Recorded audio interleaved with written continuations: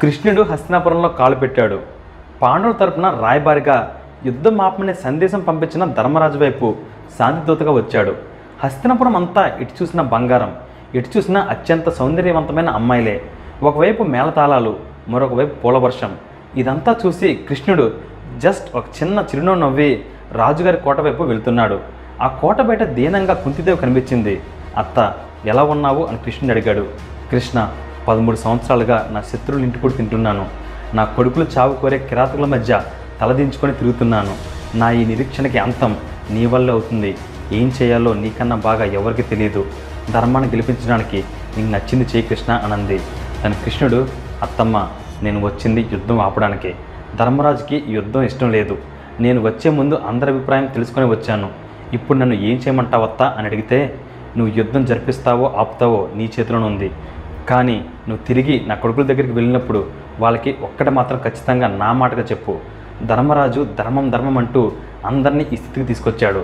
మిగిలిన వారు అన్నమాటే వేదమని దేనికైనా తలదించుకొని ఉంటున్నారు. కానీ నా ఇంట్లో వాస్తవాన్ని గ్రహిస్తూ ఖచ్చితంగా మాట్లాడే ఒకే ఒక వ్యక్తి నా కోడలు. నా కోడల మాటను మాత్రమే వాళ్ళని వినమని నా కొడుకులందరికీ చెప్పు. ఆమె మాట వింటేనే అందరికి విముక్తి అనంది.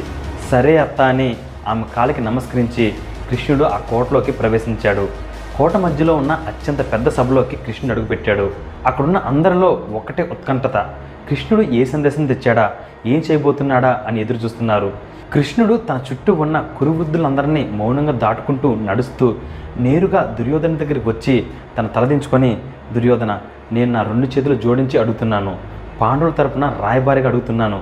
ఎన్నో లక్షల మంది ప్రాణాలు వాళ్ళ కుటుంబాల కోసం అడుగుతున్నాను. యుద్ధం ఆపై అని అడిగాడు. దుర్యోధనునికి అర్థం కాలేదు. ఏంటి, కృష్ణుడు నన్ను వేడుకుంటున్నాడా?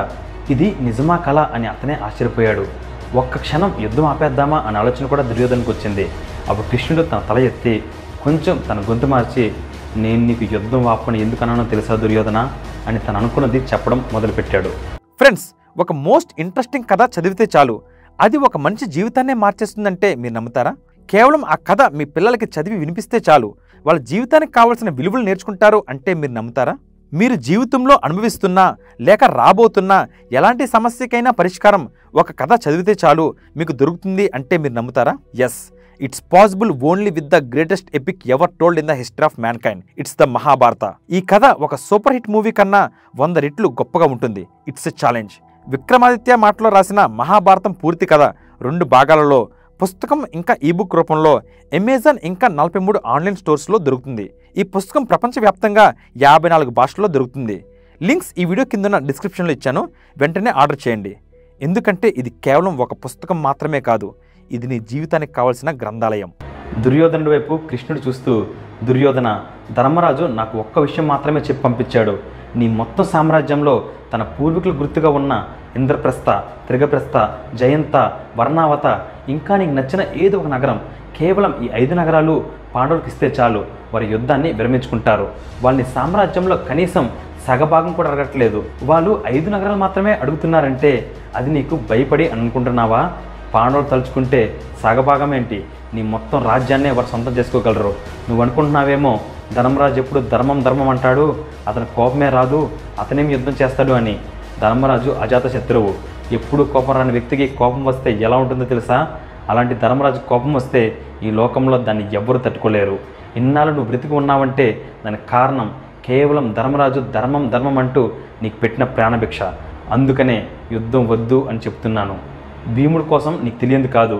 నువ్వు చిన్నప్పటి నుండి ఎన్నోసార్లు తను చంపాలని ప్రయత్నించినా ఏ రోజు నీ ప్రయత్నం ఫలించలేదు. ఆ ఒక్కడే 10,000 ఏనుగులతో సమానం. ఆ ఒక్కడ చాలు నీ అన్నదమ్ములు 100 మందిని ఒక్క గుద్దుతో చంపడానికి. అందుకే యుద్ధం వద్దు అని చెప్తున్నాను. ఇక అర్జునుడు, నువ్వు జీవితకాలం ఎవరినైతే చూసి అసూయపడుతూ వాడంతటి వాడివి కాలేదని కుమిలిపోతున్నావో అతడు యుద్ధ రంగంలో అడుగు పెడితే ఎలా ఉంటుందో తెలుసా? ఒక్కసారి ఊహించుకో దుర్యోధన, నీ సైన్యమంతా ఒకవైపు, పాండవుల సైన్యం అంతా ఇంకోవైపు. అప్పుడు పాండవుల సైన్యం నుండి ఒక రథం అత్యంత వేగంగా నీ సైన్యం వైపు వస్తుంది. ఆ రథం ఎవరిదో నీకు సరిగ్గా కనిపించట్లేదు. ముందు ఆ రథం పైన ఒక జెండా కనిపించింది. దాని మీద హనుమంతుడి బొమ్మ ఉంది. అది చూస్తేనే నీకు సగం అర్థమైపోతుంది. నీ వైపే దూసుకుంటూ 4 తెల్ల గుర్రాలు కనిపిస్తే ఆ గుర్రపు డెక్కల చప్పుడుకే నీ సైనికుల్లో సగం మంది వెనకడుకేస్తారు. ఆ జెండాపై కపిరాజు సరే, ఆ తెల్లని గుర్రాలు సరే, మరి ఆ రథం నడుపుతున్న రథసారథి ఎవరని చూస్తే అవి నీలం రంగు చేతులు, కళ్ళు పైకెత్తి చూస్తే తల మీద నెమల పింఛంతో ఉన్న నేను. ఆ దృశ్యానికే నీ సైన్యం గుండె చెప్పుడు సగం ఆగిపోతుంది. కపిరాజు సరే, గుర్రం సరే, నేను సరే, మరి ఆ రథం మీద ఉన్నదెవరు? సాక్షాత్ ఇంద్రుడి పుత్రుడు సవ్యసాచి. ఒక చేత్తో గాంధీవం పట్టుకొని మరొక చేత్తో పాశుపత అస్త్రం నీ సైన్యం వైపు ఎక్కుపెట్టిన దృశ్యం నీకు కనిపిస్తే, ఆ దృశ్యం మీరు చూస్తేనే సగం సైన్యం వెనక్కి తిరిగి చూడకుండా పారిపోతుంది. అలాంటి యోధులతో యుద్ధానికి నువ్వు సిద్ధమా దుర్యోధన అని కృష్ణుడు అడిగాడు. ఆ దృశ్యం ఊహించుకున్న దుర్యోధనుడికి ఒక్కసారిగా చెమటలు పట్టాయి.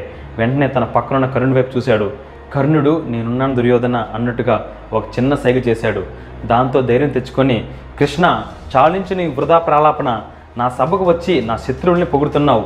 నువ్వు శాంతిదూతగా వచ్చినట్లు నాకు అనిపించట్లేదు. యుద్ధం జరిపించాలి అనే సంకల్పంతో వచ్చినట్టు నాకు అనిపిస్తుంది. నీ మాటలో యుద్ధం చేయొద్దంటున్నాయి, కానీ దానిలోని భావం యుద్ధం నేను చేయలేను అని అంటున్నాయి. ఇప్పుడు యుద్ధం వద్దంటే నేను భయపడ్డానని లోకమంతా అనుకుంటుంది. లోకం వరకు ఎందుకు, ముందు నా అహమే దానికి ఒప్పుకోదు. నువ్వు మీ పాండవుల గొప్పతనం కోసం నాకు చెప్తున్నావా? నువ్వు మర్చిపోయావేమో, ఆ పాండవులకు విద్య నేర్పిన ద్రోణాచార్యుడు నా పక్కనున్నాడు. అర్జునుడిని మించిన యోధుడు లేడంటున్నావు, కానీ నా స్నేహితుడు కర్ణుడు అర్జునుడి కన్నా గొప్ప యోధుడు. ఇక భీముడు 1000 ఏనుగుల బలంతో ఎంతమందినైనా చంపుతాడంటున్నావు, కానీ అసలు చావేలేని భీష్ముడు నా పక్కనున్నాడు. అశ్వత్థామ నా వైపే, నా 100 మంది తమ్ములు నా వైపే. నేనెందుకు భయపడాలి? నేనెందుకు యుద్ధం ఆపాలి? ఏమన్నావు? పాండవులకి 5 ఊర్లు కావాలా? నా సగరాజ్యం కాదు, అందులో 5 నగరాలు కాదు, 5 అడుగులు కాదు కదా, సూదిమలం మోపినంత భూమిని కూడా నేను వాళ్ళకి ఇవ్వను.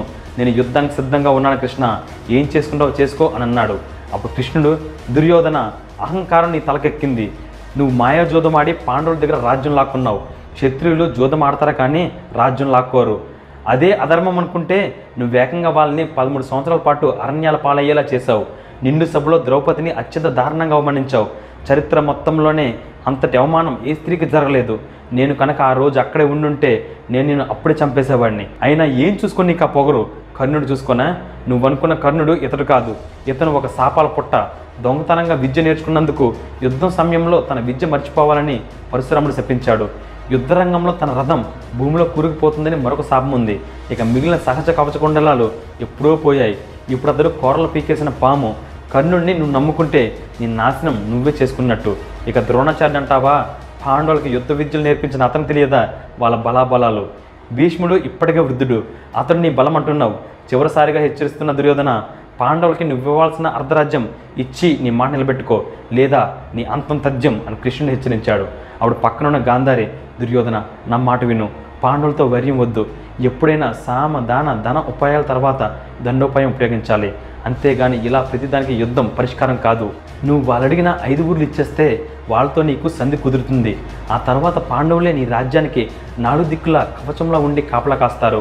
ఎప్పటికీ నువ్వే చక్రవర్తిగా ఉంటావు. ఈ కృష్ణయ్య మాట విన్నానా అని గాంధారి చెప్పింది. కొంతసేపు ఆలోచించి దుర్యోధన లేచి తన ఊర్లో నుండి కత్తిని బయటికి తీసి, కృష్ణ, పాండవుల ధైర్యం వాళ్ళ బలాలు కాదు, నువ్వున్నావనే వారింత ధైర్యంగా ఉన్నారు. నువ్వు మామూలుడు కాదు. యుద్ధరంగంలో నిన్ను మేమేమీ చేయలేం, కానీ ఇప్పుడు ఒంటరిగా దొరికావు. ఇక్కడే మేము నిన్ను అంతం చేస్తాం. ఇక పాండవులకి దిక్కు మొక్కు లేక అరణ్యాల పాలవుతారు. కర్ణ, రా, కృష్ణుడిని అంతం చేద్దాం అని దుర్యోధను అన్నాడు. అప్పుడు కృష్ణుడు ఒక చిన్న చిరునవ్వు నవ్వి, నన్ను అంతం చేస్తారా?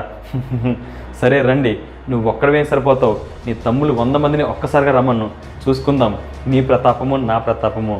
మీరు నన్ను అంతం చేయడానికి కత్తులతో వస్తున్నారు, కానీ అదే నేను మిమ్మల్ని అంతం చేయాలని అనుకుంటే నా కంటి చూపు చాలు అని ఒక్కసారిగా తన విశ్వరూపాన్ని చూపించాడు. కర్ణుడు, దుర్యోధనుడు ఎగిరి దూరంగా పడిపోయారు. తన విశ్వరూపంలో నుండి వచ్చే తేజస్సు అక్కడున్న అందరికీ ఒక మహాశక్తిలా అనిపించింది. గుడ్డివాడైన ధృతరాష్ట్రుడు, కృష్ణ, నాకు నీ శక్తి తెలుస్తుంది. నా జీవిత కాలంలో ఒక్కసారి కూడా నా కళ్ళు దేన్ని చూడలేదు. ఒక్కసారి నాకు కంటి చూపు నువ్వు, నేను చూస్తాను అని అన్నాడు. దాని కృష్ణుడు తదాస్తు అని అన్నాడు. ధృతరాష్ట్రుడికి కళ్ళు వచ్చాయి. కృష్ణుడి విశ్వరూపం చూసి ఆశ్చర్యపోయాడు, ఆనందభరితుడయ్యాడు. అతని తేజస్సులో సూర్యచంద్రులు, నవగ్రహాలు, ముల్లోకాలు, ఇంద్రలోకంలో ఉన్న దేవతలందరూ, శ్రీ మహావిష్ణువు యొక్క ఆదిశేషువు, తన అవతారాలు, లక్ష్మీదేవి, యావత్ విశ్వమే ఆ క్షణంలో అతను కనిపించింది. కృష్ణ, ఇక చాలు, నీ దివ్యమంగళ రూపాన్ని నేను చూశాను. ఇక చాలు, నేను చూసిన ఈ కళతో ఈ లోకంలో నాకు ఇంకేమీ చూడాలని లేదు. నా చూపుని మరలా తీసేయ్ అని అన్నాడు. వెంటనే కృష్ణుడు తన విశ్వరూపం వదిలి మానవ శరీరంలోకి వచ్చేశాడు. దుర్యోధన, కౌరవ వంశం నాశనం నీ చేతిలోనే ఉంది, ఇక ఆలోచించుకో అని వెళ్తూ దారిలో కింద పడిపోయిన కర్ణుడిని కృష్ణుడు లేపి, కర్ణ, ఈరోజు రాత్రి నేను నీతో ఏకాంతంగా మాడాలి. నేను విదురుడి నివాసంలో ఉంటాను, నువ్వురా అని చెప్పి వెళ్ళిపోయాడు. ఫ్రెండ్స్, నెక్స్ట్ ఎపిసోడ్లో కంటెంట్ వేరే లెవెల్లో ఉంటుంది. Don't miss it. నేను రాసిన మహాభారత పుస్తకాన్ని ఇప్పుడే ఆర్డర్ చేయండి. లింక్స్ ఈ వీడియో కింద ఉన్న డిస్క్రిప్షన్లో ఇచ్చాను. అలాగే ఇప్పటి వరకు నా ఛానల్ని మీరు సబ్స్క్రైబ్ చేసుకుని ఉండకపోతే వెంటనే సబ్స్క్రైబ్ చేసుకోండి. Till then take care. Bye.